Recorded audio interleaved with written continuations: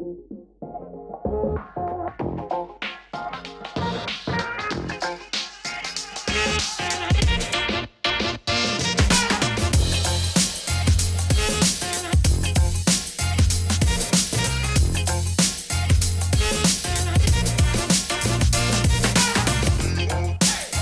have any other challenges you could say you can share, over these last few years? You've been around for, doing this for quite a while in terms of growing, big time software. Yeah. That's not what I meant. I meant you're a young man. Did you have any, big challenges you'd say, in terms of staying afloat before you guys raised any round, or were you guys, pretty, consistent growth year over year since the beginning? I've always been more cash flow focused than kind of growth focused. I get that there's this kind of now they talk about it derisively, but it's really not. I don't think it's fair. I think it's just a different philosophy, that this kind of valley mentality of growth at any cost, right? And sometimes that makes sense, because they're basically saying, look, we're charging through the forest. We're not going to spot how to convert this to revenue until we get to the point where we have X or Y, and we've got money to throw at it. Our constricted resources is traction, right? So let's go find it. But for me, my resource, my kind of limiting agent has been capital. And so we've always tried to grow the business capital efficient. And you have years where that's just not possible. And so you scale back a little bit in terms of growth. So we've always sacrificed kind of, growth and market penetration to just making sure that we run things capital efficient. It's actually weird to have. I had a conversation with a British guy last year who was looking at the company for a bunch of different reasons, a private equity guy, and he was really irritated that we have so much cash on the balance sheet. I don't understand. Like, you're growing cash, you just got an investment. Why are you growing cash on the balance sheet? I'm thinking, I don't think anybody's ever asked me that question before, but it makes sense. It's a different mentality. For us, it's always been, what can you accomplish with the resources you have in place? And so, look, if your growth rate is 10 or 15% and you manage to do that because you only have a certain amount of cash in place, I can sell that story all day long, right? To somebody who's now going to pour fuel on the fire. The issue is, you can't sell that story if you run out of cash. And so, so you need to set goals for yourself that you can accomplish with the resources that you've got in place.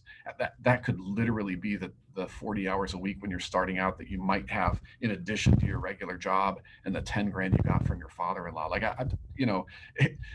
resources are different for everybody, but what you want to do is find a goal that's realistic within those resources. And then it's all about traction. What traction can you get? What milestone can you hit with that resource? And even when you're starting out in SaaS, the angel investors, they're goofy. That your goal is to get to what's the next milestone. And if you can really clearly define what the next milestone is, even if that milestone is pre-revenue, or if the milestone is, not quite the right, kind of investment size, but you can paint a compelling picture for why you could use this resource to hit that milestone. It just lets everybody focus. The whole team can zero in on hitting that milestone. And then now pivots become,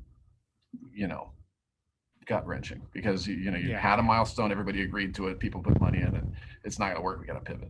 But that's all right. That's that's why it's called work, right? Yeah. I mean, having those constraints really just kind of forces you to make, a lot better decisions. I mean, you just can't afford to make, to blow the cash and see what happens. You have to be kind of efficient with your money. How do you kind of change the snotty way of saying that is that venture capital firms are really good at making really great small ideas into really terrible big ideas. And it's just, sometimes you need calendar time and you need stuff to bake.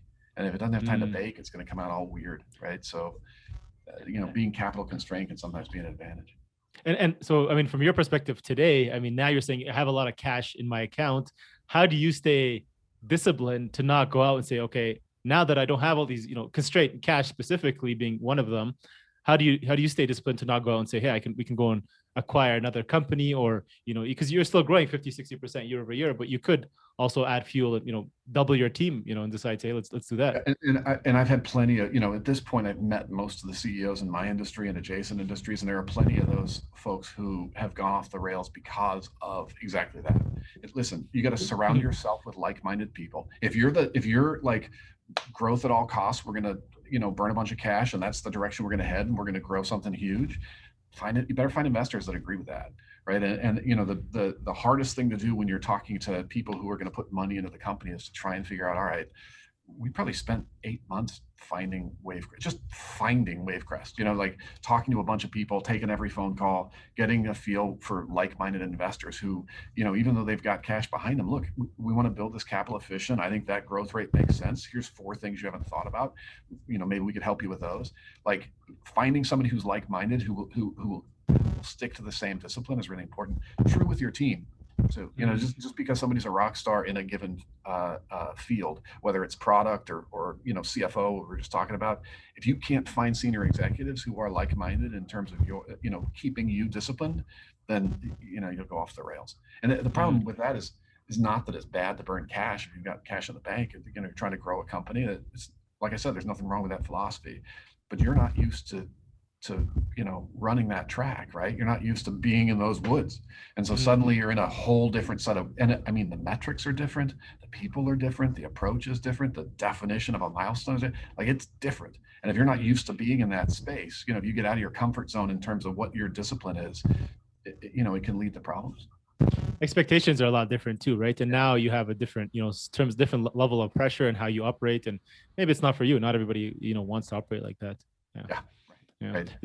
So you mentioned the team. That word I think is super important. You mentioned, brilliant teams are built and not bought or borrowed. Can you elaborate on what that means? And what are you doing in terms of, a culture or management to develop a brilliant team at BigTime Software now to over 100 employees? Yeah. It's a fair question. It's probably the chief responsibility and struggle, I would say, building a team, because you want to grow fast. So you're going to have to hire outside talent. But for us, the key is hiring outside talent that can help, our existing talent grow. And the reality is, some folks don't want to grow in the same way that you do, right? So of course you're going to outgrow people who were great team members when you were, 5 million that are not great team members when you're 25 million. That's fine. That's cool. It happens all the time. People are excited about being in a certain space. It's especially true in sales and marketing, where people are just used to pitching companies at a certain size, and then the company gets bigger and the responsibilities change, and they have to focus on 7 different balls, and people don't like that. They kind of self-select. So Godard Abel at G2 does this whole presentation on what it's like to grow a company and the cutoffs and stuff. He's an engineer at heart, so it's very, it tickled that engineering funny bone in my head. But I think you do outgrow people. You can't keep everybody, but truly great leaders within your organization are going to have some history with the organization. They're going to understand the nuance. The longer you keep them, the more they understand that nuance. And as long as you're all agile, meaning that you can learn the new rules of the game when the game changes, that understanding that nuance is hugely helpful in terms of pushing the company forward. So for us, it's all about when we top people, hire people who can help our existing staff accelerate. Don't just top people because the position is open. We have to find people who are going to be rock stars in that space. So we're willing to wait for that in order to find rock stars for the space that we're trying to hire. And then what's the training program? What's the career path? What's the plan? And a lot of that is literally sitting down with your people, the key employees and others, every single quarter, and trying to figure out, all right, well, we said you wanted to be here. Where are we? What can we do? How can we give you space to accomplish that? What kind of training can we make available? Where are you frustrated? And is that still the plan? Is that still something you're interested in? A lot of that is just shoe leather and getting in touch with people and kind of connecting and making sure that you understand it. Periodically, it's, we have a person who's a brilliant product manager here at the organization, and she's awesome. And she grew up in our support team. She grew up years ago answering phone calls from customers and helping them understand the product. And so she just has this, 2 years or so of experience of hearing the problems that people have and the frustrations and where the product doesn't make sense. So then when she got into kind of QA and product, we slowly kind of, hey, this is a great career path for you. Like, you haven't thought about product and it's not something that's on your radar, but you should go get certified in these 3 things. And so you kind of, over time, ideally, can help spot where somebody just has an affinity for a given skill set, and then, encourage that with training and some outside resources. So your worst case scenario is that you train somebody up and they go work somewhere else, but that's awesome. Yeah. Like at the end of the day, look, we use Slack here. We use it a ton. 15 years from now, I promise you, no one at this firm is going to remember what Slack is. But if you're lucky, they'll remember the person that was their manager who helped them move up. And so there's your opportunity to make a lasting impression on somebody 15 years later. That's why you're here. You're not here to to solve problems and get check-in points and close deals. I get it. That's what you do every day. You're here to help your fellow employees advance. You're here to help the customers that we work with actually grow and hire more people and get bigger. Like, those are the things that people remember. They're not going to remember the day-to-day stuff. Yeah. To do. Yeah, it's always gut wrenching, right? When you're top employees, after you groom them, invested so much into them, and they leave. But then you have to also look at it like, this is like, your child moving out. They've grown up, they're adults now. They've nurtured them, you've taken them, and now they're ready to move on to the next and level. again, I'm an old man. The number of times that somebody has done that and then come back to me, 5-10 years later and been really helpful in some way, or just sent a note when you're like feeling like you can't manage your way out of a paper bag, to say, hey, I'm using that thing that you taught me. I'm whiteboarding exactly the way that we did back in the day, like, okay, all right, so I'm not doing this for nothing. So yeah.